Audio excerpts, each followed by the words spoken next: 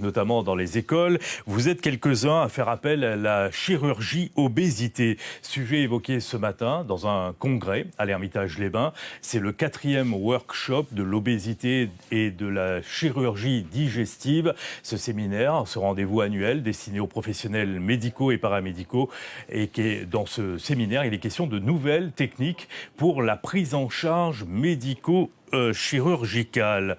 Bonjour docteur Radouane Kassir, merci d'être en direct avec nous ce midi pour voir ensemble les nouvelles techniques. Jusqu'à présent, on procédait par célioscopie. Aujourd'hui, c'est un robot qui intervient. De quelle manière ? Merci. Donc, il s'agit donc d'une chirurgie robotique. Actuellement, depuis un peu moins d'un an, nous avons un robot au CHU qui nous permet d'opérer les patients qui souffrent de l'obésité. Nous permettra donc d'opérer ces patients d'une façon sûre et efficace. Quels sont les avantages de cette nouvelle technique ?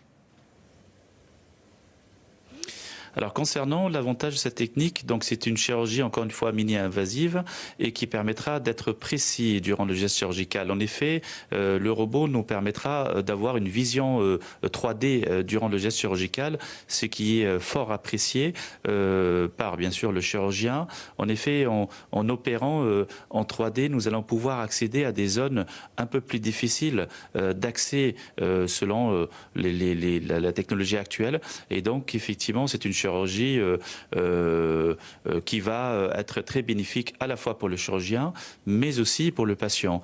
En effet, c'est une chirurgie qui va se dérouler pas en ambulatoire, mais en fast track, c'est-à-dire en hospitalisation de 1 jour, avec moins de douleur pour le patient et moins de complications. Et ce genre d'intervention est possible en cette période de Covid-19, de crise sanitaire ? Oui, effectivement, il y a eu des recommandations de la Société française de chirurgie de l'obésité concernant la chirurgie robotique durant le Covid.